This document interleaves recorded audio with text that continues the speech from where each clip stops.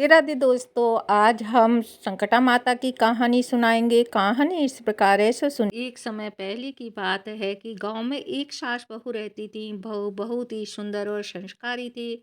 सास और बहू दोनों संकटा माता की बहुत बड़ी भक्त थी।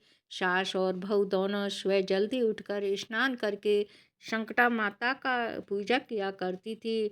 दोनों सास बहू को संकटा माता पर बहुत ही विश्वास था। एक दिन की बात है कि एक दिन बूढ़ी माँ के लिए राजा के यहाँ से संकटा माता की पूजा का बुलावा आया। तो बूढ़ी माँ ने अपनी बहू से कहा कि बहू, कल मुझे महल में संकटा माता की पूजा करने जाना है, इसलिए तुम घर पर ही संकटा माता की पूजा कर लेना। तो बहू ने कहा कि माँ जी, क्या मैं भी चल सकती हूँ? राजमहल में संकटा माता की पूजा के लिए चल सकती हूँ क्या? वहाँ पर बहुत सी सुहागनें औरतें आएंगी और संकटा माता की कथा कही जाएगी। यह सब सुनकर वहाँ बहुत अच्छा लगेगा। तो सास ने कहा, बहू, मैं जा रही हूँ तो तू यहीं रह जाना। महल में ही जाकर तुम क्या करोगी? तुम घर पर ही संकटा माता की पूजा कर लेना और घर में ही काम निपटा लेना। बहू ने कहा, ठीक है माँ जी, आप जाइए, मैं घर के सारे काम कर लूँगी।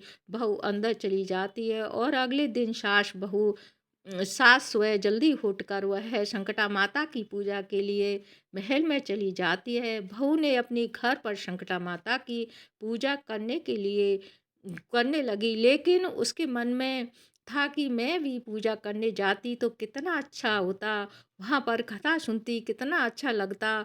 बहू यही सब सोच रही थी। फिर बहू ने हाथ हाथ जोड़कर संकटा माता से कहा, हे संकटा माता, मेरी विनती है कि जैसे पूजा राजमहल में हो रही है वैसे ही आवाज़ मेरे कानों में सुनाई दी दी जाए। जो पर वहाँ पर प्रसाद मुझे खाने के लिए मिलता, वह प्रसाद संकटा माता का जाप करते करते वह बहू की ऐसी विनती सुनकर संकटा माता उस माता को दया आ गई और संकटा माता ने बहू को प्रसाद दिया।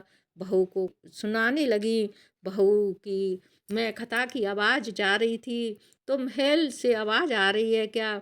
जब बहू ने आंखें खोली तब उसे पूरी कहानी याद हो चुकी थी। फिर बहू ने देखा कि जो प्रसाद संकटा माता की पूजा में चढ़ाया जाता है वही प्रसाद उसके आंचल में रखा हुआ था।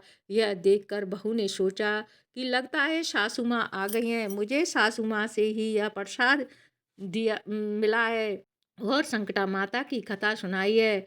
फिर बहू बाहर जाकर देखती है, बाहर उसे कोई भी नज़र नहीं आता और उसने घर में देखा तो उसकी सासू माँ भी अभी आई नहीं थी। तो बहू वही दरवाजे पर बैठ गई और सासू माँ के इंतज़ार करने लगी। थोड़ी देर बाद सासू माँ भी आ गई।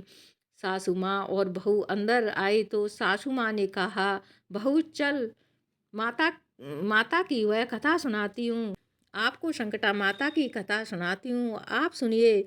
और कब बहू वही कथा जो संकटा माता ने उसे सुनाई थी वह अपनी सास को सुना देती है और वह प्रसाद लाकर सास को दे देती है। प्रसाद देखकर सास ने कहा, बहू, यह प्रसाद कहाँ से आया? क्या तुम राजमहल में गई थी? तो बहू बोली, नहीं माँ जी, मैं कहीं नहीं गई थी। सास ने कहा कि बहू, अगर तुम राजमहल में नहीं गई तो तुम्हें यह कहानी कहाँ से सुनी और तुम्हारे पास यह प्रसाद कहाँ से आया? तो बहू ने अपनी सास को सारी बातें बता दी। माँ जी, मुझे तो लगता है कि आपने कहानी सुनाई है और प्रसाद आपने दिया है, लेकिन अब मैं समझ गई हूँ कि संकटा माता ने ही कहानी सुनाई थी, उन्होंने मेरे आंचल में यह प्रसाद दिया था। बहू की बातें सुनकर सास ने कहा, बहू,